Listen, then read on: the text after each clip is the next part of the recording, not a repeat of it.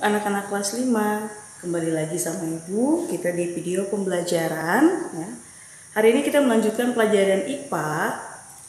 Kemarin kita pakai buku 5A. Nah, untuk pertemuan IPA selanjutnya kita menggunakan buku 5B ya. Hari ini kita belajar materi baru, yaitu tentang organ pernapasan hewan ya. Oke, silakan buka buku 5B halaman 4. Ulang, buku 5B halaman 4, kita belajar tentang organ pernapasan hewan. Mari kita cek. Di buku kalian di halaman 4, di sana ada penjelasan tentang organ pernapasan pada ikan ya. Tapi sebelum kita masuk sampai sana, Ibu akan mengenalkan dulu beberapa organ pernapasan hewan ya. Yang pertama adalah cacing tanah, kemudian serangga, amfibi, reptil, burung, kemudian mamalia, ikan, dan yang terakhir nanti ikan yang kita bahas di buku kalian. Oke, kita masuk yang pertama yaitu cacing tanah. Oke, cacing tanah bernapas dengan menggunakan permukaan kulit ya. Jadi bila kita gambarkan,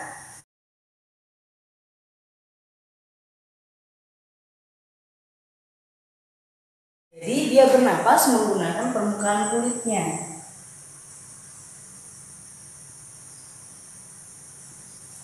Nah, untuk cacing tanah ya, permukaan kulitnya itu selalu lembab, itu untuk membantu pertukaran antara oksigen dan karbon dioksida. Kemudian yang kedua yaitu serangga. Serangga bernapas menggunakan trakea. Jadi jika kita gambarkan akan seperti ini.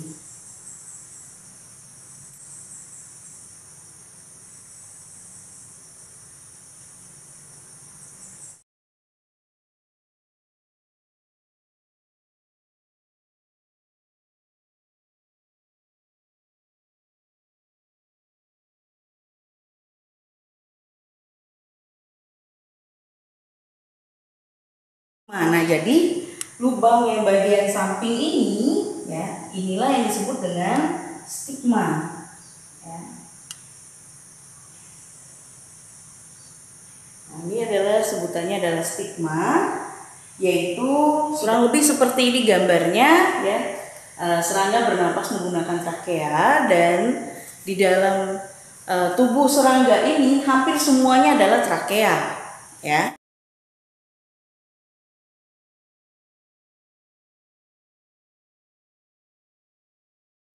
Oke, Ibu ulang kembali.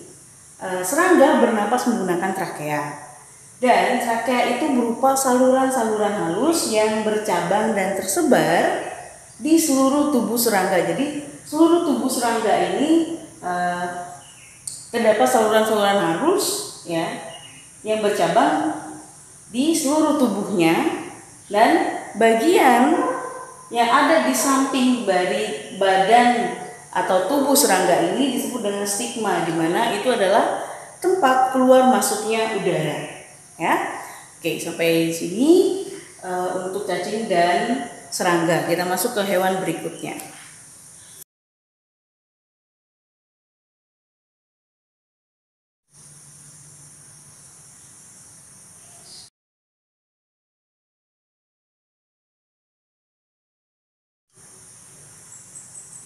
Nah, untuk hewan reptil ya, mereka bernapas menggunakan paru-paru ya.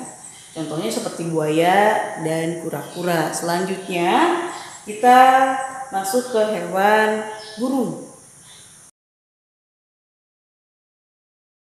Burung juga termasuk hewan yang bernapas menggunakan paru-paru, tapi bedanya ketika burung terbang ya, mereka untuk bernapas mereka dibantu dengan yang namanya pundi-pundi udara atau dikenal juga dengan kantong udara.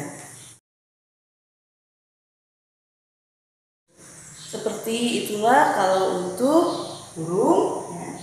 Yang kelima adalah mamalia.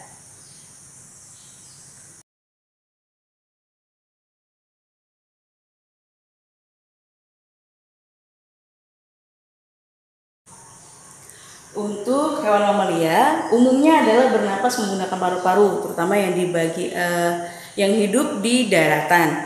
Dan untuk yang hewan mamalia di air seperti paus dan lumba-lumba ya, mereka juga menggunakan paru-paru, tapi sewaktu-waktu mereka akan muncul ke permukaan air untuk mengambil oksigen.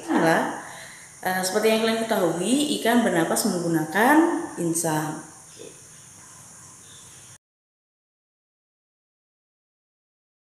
Untuk hewan ikan ya, mereka melalui 2 tahap proses pernapasan. Yang pertama adalah inspirasi, yang kedua adalah ekspirasi.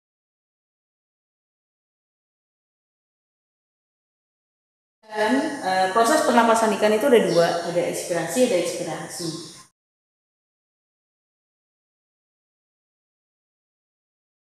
Nah, kalau untuk inspirasi itu artinya air masuk ke dalam mulut ikan ya, kemudian insang menutup. Ketika air itu masuk ke dalam mulutnya dan masuk ke bagian insang, insang itu langsung menutup dan air mengalir ke dalam insang. Jadi pernapasannya itu tertutup ya di dalam bagian insang. Nah, kemudian untuk ekspirasi adalah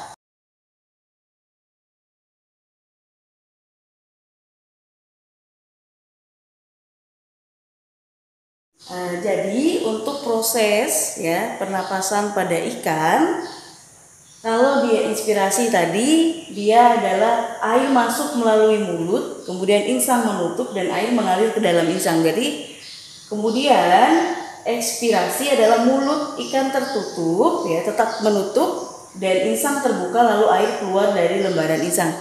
Nah, saat dia keluar air inilah maka terjadilah pertukaran gas ya.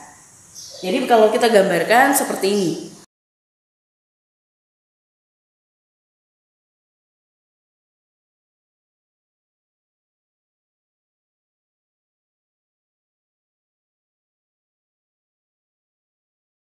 Membuat seperti itu, Ibu berikan keterangannya.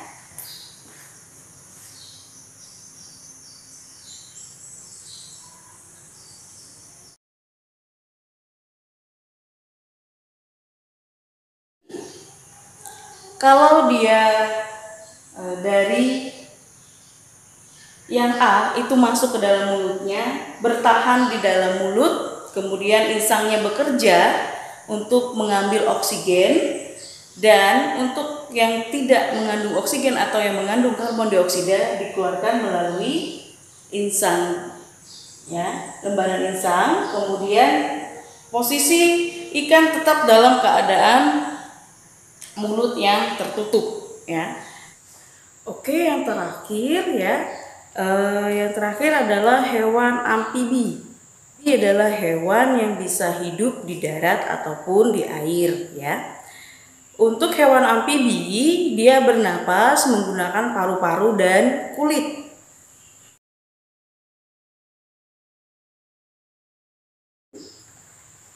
Katak itu mengalami 2 fase untuk pernapasan. Yang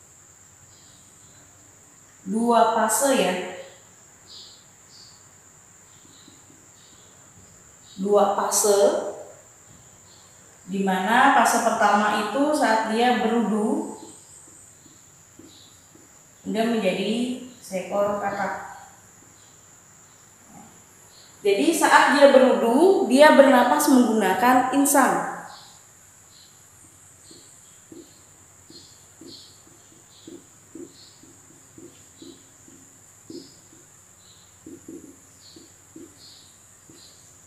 Sedangkan ketika dia menjadi seekor katak, dia bernapas menggunakan paru-paru dan kulitnya.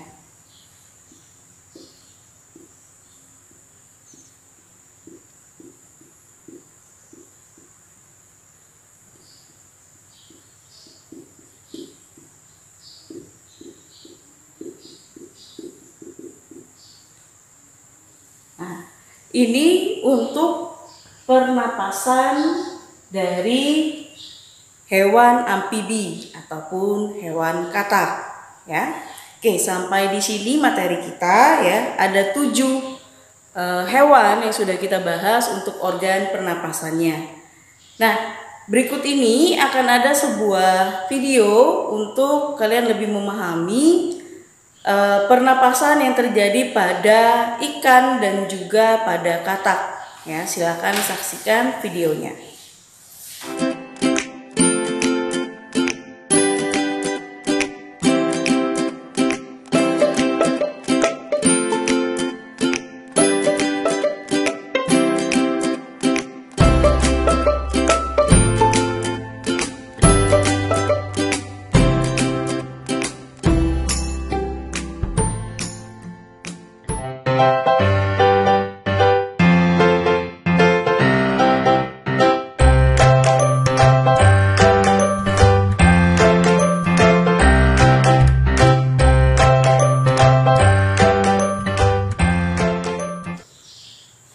Oke, tadi kalian sudah menyaksikan videonya dan juga pesan dari ibu dari yang pertama ya, hewan yang pertama sampai hewan yang terakhir, dan dilengkapi lagi dengan sebuah video. Ibu harap kalian bisa mengerti materi ini, tolong pahami ya materinya. Untuk hari ini tidak ada tugas karena ibu harap apa yang kita bahas pada video pembelajaran kali ini benar-benar kalian ingat, kalian pahami, agar saat kita masuk ke hari berikutnya atau video pembelajaran berikutnya, ketika ada pertanyaan tentang organ pernapasan hewan yang sudah kita bahas hari ini, kalian bisa menjawabnya ya.